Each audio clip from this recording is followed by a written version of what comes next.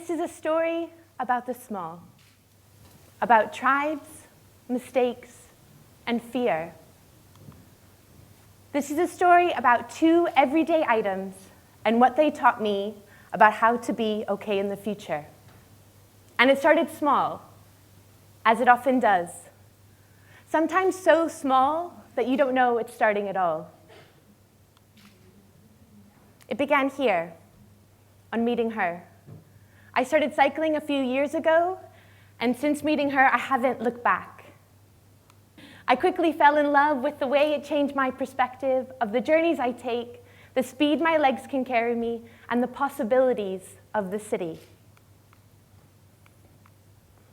And on getting on my bike, I quickly learned that cyclists love to connect with one another. They love to talk. They love to talk about their bikes, the routes they take, and clever tips to make their experience better.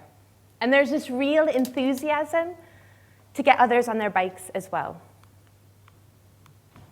So through a million conversations about bikes and journeys, something small happened. A conversation over coffee. And from this simple, small coffee, something big began. My friend Sarah looked over at me and said, "Do you want to do a hack?" And there it was. CycleHack was born. CycleHack is a 48-hour hackathon event to make our city cycle-friendly. While others focus on big infrastructure, we wanted to create a space where everyday, ordinary cyclists could improve their own experience from when they set off in the morning to when they arrive safely home at night. Big infrastructure is important. We need safer streets and accessible cycle paths. But you know, the smaller barriers are important too, like what do you wear when you cycle and how does your bike make you feel? So CycleHack is a space to explore these small barriers and the big ones as well. We give citizens the tools to dream up and prototype their own solutions. These solutions could be, we call them hacks. They could be digital or physical. They could be a campaign, event, a local plan, or maybe even a policy. But central to the experience of CycleHack is prototyping. You have to try your idea out in the wild to understand how it might work. So this past June, we launched CycleHack in Glasgow and accidentally in Beirut and Melbourne. You're getting the theme of the story here. So we had 150 people gather, designers, developers, makers, cyclists, non-cyclists, anyone passionate about the mission of CycleHack. The room was buzzing with possibility. It was amazing. So teams then gathered around specific challenges and started to brainstorm, design, and develop and prototype ideas based on those challenges. And with prototyping comes mistakes. In order to understand how an idea must work, you have to try it out in the real world and often try again and again and again. But you know, innovation is messy. Something really beautiful happens when these kind of mistakes are embraced. So by the end of the weekend, we had developed 31 amazing hacks addressing the barriers that we face on the roads. Everything from upgraded handlebars to redesigning a vinyl bus wrap to creating a campaign for bike-friendly businesses. These were all uploaded to an open source catalog which you can see and use right now anywhere in the world. So CycleHack was born from this community of interested cyclists. Once disconnected, we were hacking together. We became a tribe. A tribe has been defined as a group of people who are connected to one another, an idea, and a driver or a leader. And it's not just any group of people, but people that are passionate and often going against the grain to innovate. CycleHack created this space where we could make, learn, and gather together. It channeled the community to act in ways that we could never have done alone. So what started out small is actually a growing organization now and a global movement. 40 cities have signed up to run CycleHack events in their communities this June over the same weekend. From Bangalore to Amman, from Vancouver to Amsterdam. 40 cities. Can you imagine citizens in 40 cities gathering together in their spaces, designing, developing, and prototyping ideas to make their streets safer and their neighborhoods more bike-friendly? This is sustainable innovation in action. So from a small coffee to a global movement, small is big, which brings me to this penny and a rubber band. There were a group of us at CycleHack who wanted to address what we felt was the biggest barrier that cyclists face today: bikes and skirts. I cycle every day, and I love wearing skirts. And I find it hard to get on my bike, to get off my bike, to cycle in the wind without exposing myself. So we had an idea. Penny in your pants. So, all you need is a penny and a rubber band.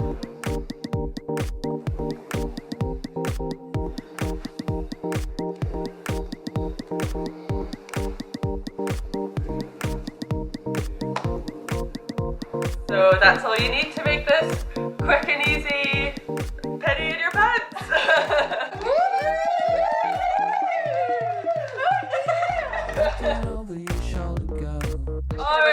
Cool, okay. So I give you penny in your pants. Your bikeable style is limitless with a penny and a rubber band. So at CycleHack, an idea isn't enough. You have to get it out there. So we created a website, a Twitter account, a brand, and this film. No storyboard, no script, one take only. And then it happened. Totally accidentally and extraordinarily, we went viral. 3.3 million people have seen this film. It's ridiculous. We have been featured in Huffington Post, BuzzFeed, Slate, and translated into countless international publications. My teenage girl dreams have come true, having my bare legs in Cosmopolitan. So I appreciate that bikes and skirts probably aren't the biggest challenge that women face on the roads, but it's surprisingly become an important part of their journeys. And they are talking about it like crazy. They were taking photos and making short films and tweeting about how Penny in Your Pants was actually liberating them on their bikes. So our small accidental idea was actually inspiring women to give cycling another go. And then there's really clever banter like this. So the men were getting involved too. So I appreciate that Penny in Your Pants is cheap and simple, but it does kind of pull on the fabric, and it's not always easy to take on and off. So we want to make it better. The team and I have been prototyping a better model, which we will be crowdfunding for shortly. So again, Penny in Your Pants continues to amaze me. But for some women, the barriers to cycling are so much greater. So I don't think this has really been just about skirts. I've always been really inspired by the women's cycling team in Afghanistan. They are challenging gender barriers and putting their lives at risk for the love of cycling. And their movement is growing. Totally organically, young Afghan girls are getting on their bikes and pedaling. A seemingly small action is inspiring change. And we want to help. With every sale of Penny in Your Pants, we will send a portion to support the team in their training and development. So I give you this story, this amazing accidental story of a penny and a rubber band. A small innovation, making a big difference to the journeys that women make, and inspiring those that are using their bikes as tools for change. Simple is revolutionary. So small is big. Small is actually huge. But there have been other lessons as well.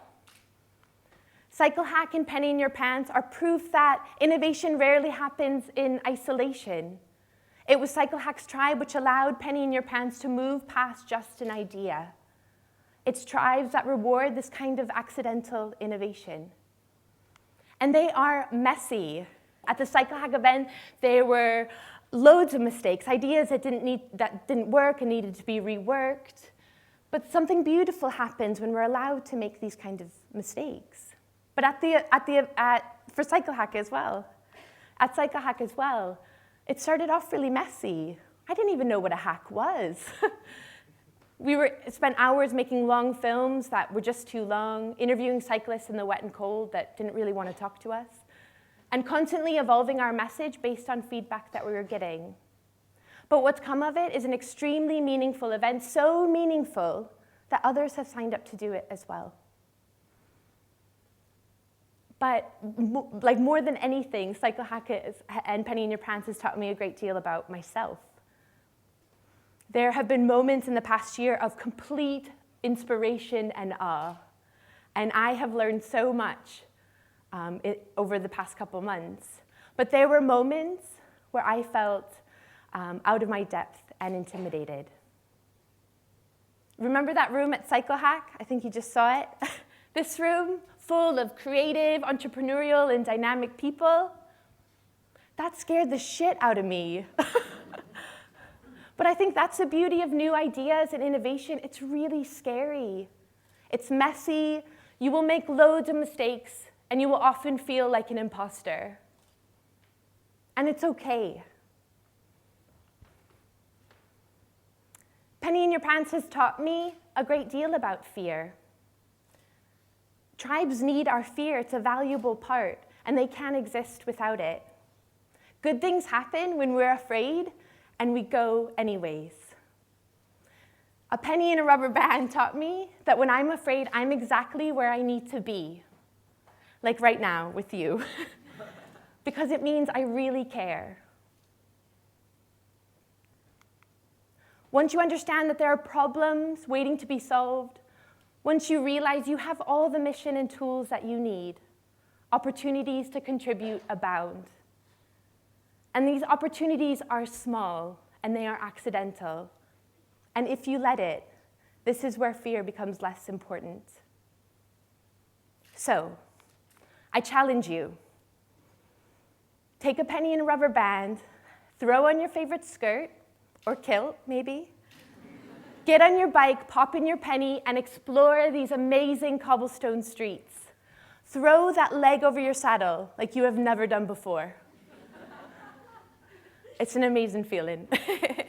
But more so, I challenge you to take inspiration from the story of these two really unassuming everyday objects. Build your tribe, make loads of mistakes, and be ready. No, don't be ready, just start. You won't be ready. You have all the mission and tools that you need to put on a show. Or make a short film and nearly show your underwear. Tastefully. This is a story about what you and your awaiting tribe are capable of. Part of being okay in the future is being really afraid, taking that first step, and knowing that you got this. Thank you.